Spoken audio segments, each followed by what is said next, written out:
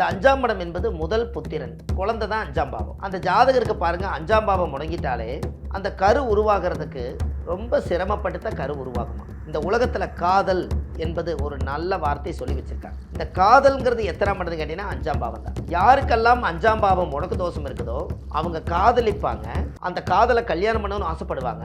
அந்த காதலுக்கு இடையூறாய் ஒன்று இவங்க தாய் தந்தையோ இல்லை அவங்க தாய் தந்தையோ இல்லை இவங்க 2 பேர்த்துக்குள்ள கருத்து வேறுபாடோ ஏதோ ஒன்று வந்துடும். இதுதான் 5ஆம் இடம் முடக்கு தோஷம். 21 தலைமுறை சாபங்களும் நிவர்த்தி ஆகணும்னா 5ஆம் பாவம் முடக்கு தோஷம் நிவர்த்தி பண்ணினா தான் உங்க ஜாதக அசுர வளர்ச்சிக்கு போகும்.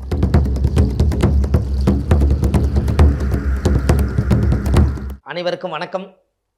பாரம்பரிய திருவள்ளுவர் குலவம்சம் பிரசன்ன ஜோதிடர் சுபமாரிமுத்து திருப்பூர்லேருந்து இந்த பதிவு உங்களுக்காக. இன்றைக்கு அற்புதமான விஷயத்தை பற்றி இன்றைக்கி நம்ம பார்க்க போகிறோம். அதாவது ஒரு ஜாதகத்தில் 5ஆம் பாவம் முடக்கு தோஷம் இருந்தால் அந்த ஜாதகர் எப்படி இருப்பார், அவரை எப்படி சரி செய்யறதுங்கிறத பற்றி தான் இந்த பதிவில் நம்ம பார்க்க போகிறோம். 5ஆம் பாவம் காலச்சக்கரத்துக்கு மேசம், ரிஷபம், மிதுனம், கடகம், சிம்மம். சிம்மம் தான் 5. இந்த 5ஆம் பாவம் ஒரு ஜாதகத்தில் அது முடக்கு தோஷம் ஆயிருச்சுன்னா இந்த 5ஆம் இடம் என்பது முதல் புத்திரன், குழந்தை தான் 5ஆம் பாவம். அந்த ஜாதகருக்கு பாருங்கள் 5ஆம் பாவம் முடங்கிட்டாலே அந்த கரு உருவாகிறதுக்கு ரொம்ப சிரமப்பட்டு தான் கரு உருவாகுமா.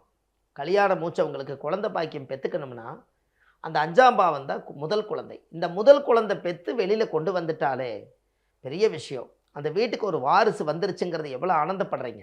ஆனால் அவருக்கு 5ஆம் இடம் முடக்கு தோஷம் இருந்தால் அந்த முதல் குழந்தை பெற்று வெளியே கொண்டு வர்றதுக்கு அவ்வளவு சிரமப்படுவாராம்.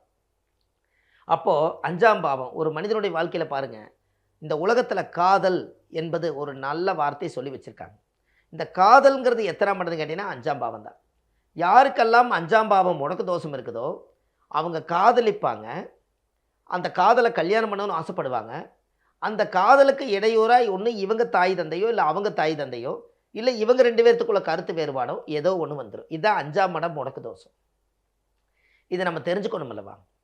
5ஆம் இடம் என்பது பூர்வீகம். நீங்கள் பிறந்த மண்ணு தான் 5ஆம் பாவம். பாருங்களேன் எவ்வளோ ஒரு அழகான விஷயங்கள் இந்த உலகத்துக்கு எப்படி கிடைக்குதுன்னு பாருங்கள். 5ஆம் பாவம் தான் முடக்கு தோஷம். இந்த 5ஆம் பாவம் முடக்கு தோஷம் உங்கள் ஜாதகத்தில் இருக்கிறதுனால இந்த கர்மா எப்படி செயல்படும். அப்போ இந்த 5ஆம் பாவம் முடக்கு தோஷங்கிறது சாதாரண விஷயமா? அப்போ இந்த 5ஆம் பாவம் முடக்கு தோஷங்கிறது பூர்வ புண்ணிய சாபம். இந்த பூர்வீக சாபம் தான் 5ஆம் பாவம். இந்த கர்மா விழுந்து உங்களால் மீண்டு வர முடியாது. அடுத்த லெவலுக்கு போகணும் அல்லவா. நம்ம முன்னோர்களுடைய சொத்து எல்லாமே பூர்வீகம்தான். அந்த காலத்தில் ஒரு 5 ஏக்கரா பூமி இருக்கும், அதை ஆடு மாடெல்லாம் மேய்ஞ்சிக்கிட்டு இருக்கும். ஒரு காலத்தில் டவுனாக மாறிடும், அப்புறம் கிராமத்துலேருந்து டவுனாக மாறி பட்டணமாகி நல்ல ஒரு சிட்டி ஆயிரும். கடைசியில் பார்த்தா அது கோடிக்கணக்கான சொத்து வேல்யூவாயிரும். இப்போ அந்த டாக்குமெண்ட் எடுத்து அதை சைட்டை போட்டு பங்காளிகளை எல்லாத்தையும் கூட்டிகிட்டு வந்து இந்த சித்தப்பா சொத்து பெரியப்பா சொத்துன்னு சொல்லி பிரித்து கொடுத்துட்டு நமக்கு தேவையான பங்கை மட்டும் நம்ம எடுத்தால் நம்ம கடங்கச்சி எல்லாம் அடைச்சி நம்ம பிள்ளைகளுக்கெல்லாம் கல்யாணம் மூச்சு நம்ம குழந்தைகளுக்கெல்லாம் வாரிசுகளுக்கு இந்த சொத்து மிச்சமிக்கிறத கொடுத்துட்டு போகலான்னு நீங்கள் நினைப்பீங்க. இந்த முடக்கு தோஷம் தடுத்து நிறுத்திடும். எப்படி? இதுதான் 5ஆம் பாவம். அடுத்தது குலதெய்வம் 5ஆம் பாவம். எப்படின்னு பாருங்கள். நம்மளுடைய பெற்ற தாய் தந்தைகள் காமிச்சு கொடுத்தது முதல் மாதா பிதா குரு தெய்வம். அந்த தெய்வங்கிறது தான் குல தெய்வம். எப்படி? இது தெரியணும் அல்லவா. தெய்வம்னு பொதுவாக சொல்லி வச்சிட்டாங்கன்னு நினச்சிட்டீங்க. இந்த உலகத்தில் முதல்ல உங்களை கொண்டு போய் குலதெய்வத்தை நல்லா கும்பிட்டு இருந்தாங்கன்னா முதல்ல என்ன பண்ணுவாங்க தெரியுங்களா?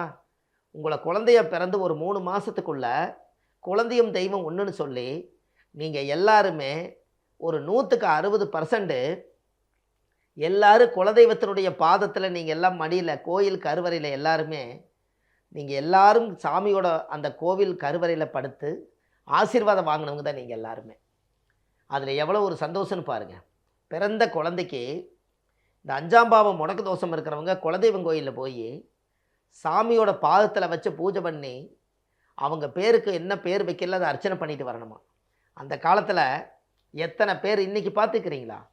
பூசாரியார் வந்து குழந்தை வாங்கிட்டு போவார், பார்த்துருக்கீங்களா? இந்த பூசாரியார் வந்து குழந்தை வாங்கிட்டு போய் அந்த குழந்தை கொண்டு போய் சாமியோட கருவறைக்குள்ளேயே வச்சு அவங்களுக்கு பேர் 3 முறை வச்சு சாமியோட திருநூறு சந்தன குங்குமம் வச்சு அந்த குழந்தையை எடுத்து தாய் தந்தை கிட்ட கொடுப்பாங்க. அப்போ இந்த குலதெய்வம் வந்து ஆரம்பத்திலேயே அந்த 5ஆம் பாவ குலதெய்வத்துடைய ஆசீர்வாதம் வாங்கினா அந்த குலதெய்வத்தினுடைய சக்தி ஒரு காலத்தில் அந்த குழந்தை வளர்ந்து வந்து அந்த குலதெய்வத்துக்கு ஏதாவது ஸ்பான்சர் பண்ணி அந்த கோயிலை எடுத்து நிலநாட்டுமா. அதுக்காகத்தான் குலதெய்வத்தை வணங்காமல் கோவிந்தா கோவிந்தா என்று பல தெய்வத்தை வணங்கினாலும் பலனொன்றும் இல்லை, முதல்ல குலதெய்வம் தான் முன்னோர்கள் அந்த காலத்தில் சொல்லி வச்சிருக்காங்க. அப்போ எல்லாத்துக்கும் ஒரு கோயில் வேணும் பாருங்க. அப்போ இதெல்லாம் தேட கிடைக்காத செல்வம் அல்லவா. அப்போ 5ஆம் பாவம் முடக்கு தோஷமாக இருந்தால் இந்த குலதெய்வத்துக்கிட்ட இப்போ ஏற்பட்ட குலதெய்வத்தை போய் நம்ம தேங்காவோட சாயம்பட விடாது. 5ஆம் இடம் மனசில் நினச்ச காதல் நிறைவேறாது. 5ஆம் இடம் பூர்வ புண்ணிய சொத்து நம்ம கைக்கு வராது. 5ஆம் பாவம் முதல் குழந்தையுடைய அண்டர்ஸ்டாண்டிங் நம்மளுக்கு வராது. 5ஆம் இடம் புத்தி இருதயம் 5ஆம் பாவம், புத்தி 5ஆம் பாவம், நல்ல புத்தி நல்ல இருதயத்தோடு நம்ம வாழணும். அப்போ புத்தி அறிவு எல்லாம் 5ஆம் பாவம், ஆசை நிறைவேறக்கூடிய இடம் 5ஆம் பாவம். பாருங்க, நம்மளுடைய ஆசைகள் எல்லாம் நிறைவேறணுமா. ஒருத்தர் சொல்லுவார், வாழ்க்கையில் நான் ஒரு அப்பார்ட்மெண்ட் கட்டி ஒரு 10 வீடு கட்டி நான் வாடகை வாங்கிங்க, வாழ்க்கையில் நான் என்னைக்காவது ஒரு நாள் அந்த வாடகையை வாங்கி சாப்பிட்டுட்டு காலத்துக்கு நான் நிம்மதியாக இருக்கலான்னு நினைக்கிறேன். அதுக்கு இந்த உடம்பு பலமாக இருக்குது, ஆனால் எனக்கு இந்த ஆசை நிறைவேற மாட்டேதும்பாங்க.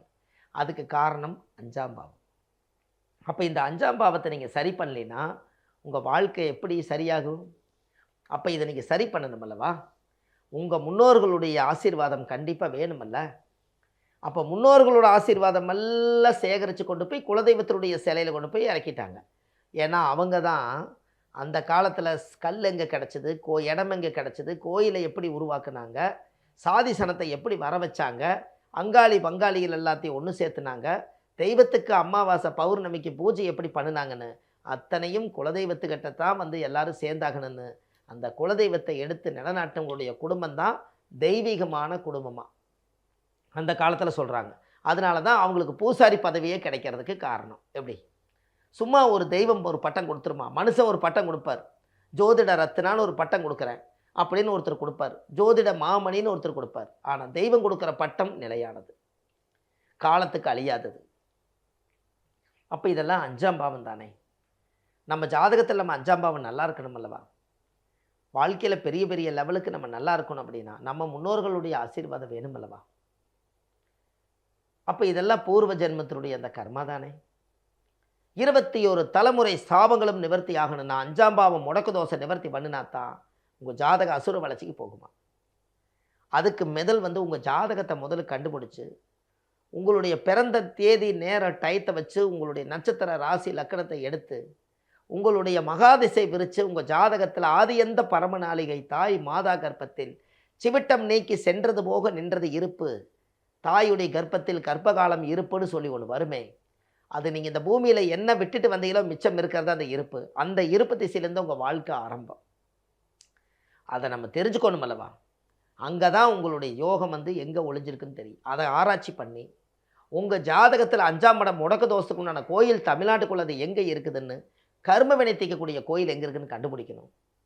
அதையெல்லாம் கண்டுபிடிச்சி வாழ்க்கையில் ஒரு முறை அந்த கோயிலில் போய் சுவாமிக்கு தேங்காய் பழம் பூ மாலை கல்கண்டு வாங்கி அர்ச்சனை பண்ணி அந்த கோயிலை சாமி கும்பிட்டு வந்தால் உங்கள் வாழ்க்கையில் அசுர வளர்ச்சிக்கு வருவீங்களா. அதுக்கு உங்கள் ஜாதகத்தில் உங்கள் ஜாதகம் பார்க்காம கர்மவினை கோயில் எப்படி கிடைக்கும்? ஏன்னா உங்கள் ஜாதகத்தில் தான் அந்த விஷயம் இருக்கும். நீங்கள் ஒரு டாக்டர்கிட்ட போகிறீங்க, ஆன்லைன்லேயே என்னுடைய உடம்பு எப்படி இருக்குதுன்னு நம்ம சொல்ல முடியுமா? நேராக வாங்கங்கிறா, நாடி பிடிச்சி பார்த்த மாதிரி அவங்க வச்சு பார்க்குறாங்க. ஆமாம்மா உங்களுக்கு ரத்த துடிப்பு கம்மியாக இருக்குதுன்னு சொல்கிறாங்க. இது எப்படி காந்தாலையில் சொல்ல முடியும்? அப்போ உங்கள் ஜாதகத்தை எடுத்து ஆராய்ச்சி செஞ்சு அதுக்கு உண்டான கோயிலுக்கு போயிட்டு வந்தால் அந்த கர்மவினை தீருமா. இதை கண்டிப்பாக நீங்கள் செய்யணுமா செய்யக்கூடாதா? உங்கள் முன்னோர்களுடைய அந்த அரவணைப்பு நல்லா இருக்கணும்ல. வாழ்க்கையில் இனிமேல் அந்த 5ஆம் இடம் முடக்கு தோஷமாக இருந்தால் அந்த முடக்கு தோஷத்தை கண்டுபிடிச்சி அதுக்குண்டான காலத்தை நம்ம சரி செய்து நம்ம வாழ்க்கையில் பேரும் புகழ் சந்தோஷ நிம்மதியோடு வாழணும்னா அதுக்குரிய விஷயத்தை நீங்கள் கரெக்டாக செய்யணும்.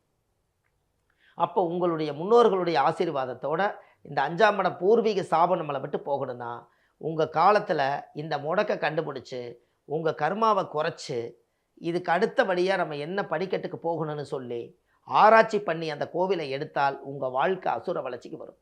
இதை கண்டிப்பாக செய்யுங்க. இது எல்லாமே பாருங்கள், இந்த ஆதிகால பரிகார புத்தகத்தில் கொடுத்துருக்கேன். A4 சைஸில் ஒரு புத்தகம், ஒரு 1736 கொண்ட பரிகார புத்தகம். இந்த புத்தகம் வந்து கீழே போயிட்டு இருக்கிற நம்பருக்கு கால் பண்ணுங்கள். வீட்டுக்கே 2 நாள் உங்கள் கையில் கிடச்சிரும். இது இல்லாமல் சென்னையில் வடபழனியில் முருகன் கோவில் வாசல்லையே சனிக்கிழமை, ஞாயிற்றுக்கிழமை, திங்கக்கிழமை நம்ம ஜோதிடம் பார்க்குறோம். மற்ற தினங்கள் திருப்பூரில் பார்க்குறோம். அதுபோக உங்களுடைய வாழ்க்கையில் ஒரு பெரிய அசுர வளர்ச்சிக்கு வர்றதுக்கு நம்மளுடைய கோவிலில் போய் ஒரு தீபம் வைக்கணும்னா அதுக்கு உண்டான அந்த மூலாதார மந்திரங்கள் என்ன அப்படின்னா, முற்பிறவியில் செய்த பாவங்கள் எப்பிறவிக்கும் தொடராமல் இருக்க, இப்பிறவியிலேயே என் தந்தை வழியில் வந்த கர்மாவணிகளும், என் தாய் வழியில் வந்த கர்மாவணிகளும், என் தாயுடைய கர்ப்பத்திலிருந்து நான் இந்த பூமிக்கு கொண்டு வந்த கர்மாவணிகளும் இன்றோடு நிவர்த்தி ஆகட்டுன்னு சொல்லி விளக்கு போடுங்க. கண்டிப்பாக உங்கள் வாழ்க்கையில் ஒரு வெளிச்சம் கண்டிப்பாக கிடைக்கும். இந்த விளக்கம்தான் அந்த விளக்காக மாறும். அப்போ இது எல்லாம் செய்துட்டு வாங்க. மாதம் மாதம் பௌர்ணமி அன்னைக்கு விஸ்வாமுத்திர கோயிலுக்கு கூட்டிகிட்டு போய் அவங்க பூஜை பண்ணி அவங்க சாமி கும்பிட்டு ஆசீர்வாதம் வாங்கிட்டு வர்றோம். மதுரையில் இன்மையிலும் நன்மை தருவார் கோயிலும் விஸ்வாமுத்திர கோயிலுக்கும் பௌர்ணமிக்கு நம்ம பஸ்ஸு நம்ம ஆஃபீஸு திருப்பூர்லேருந்து கிளம்புது. உங்களுக்கு கோயிலுக்கு வர விருப்பம் உள்ளவங்க இந்த கீழே போயிட்டு இருக்கிற நம்பருக்கு கால் பண்ணுங்கள். 9361388202, 9449515573, 9655715555. இந்த நம்பருக்கு நீங்கள் கால் பண்ணிங்கன்னா அதுக்கு உங்களுக்கு புக்குக்கு என்ன வேணும், பௌர்ணமி கோயிலுக்கு போகிறது என்ன வேணும், எல்லா விஷயங்களை பற்றியும் நீங்கள் நல்ல விதமாக தெரிஞ்சுக்க முடியும் என்று சொல்லி, பாரம்பரிய திருவள்ளுவர் குலவம்சம் பிரசன்ன ஜோதிடர் சுபமாரிமுத்து, வாழ்வது ஒரு முறை, வாழ்த்தட்டும் தலைமுறை. நன்றி, வணக்கம்.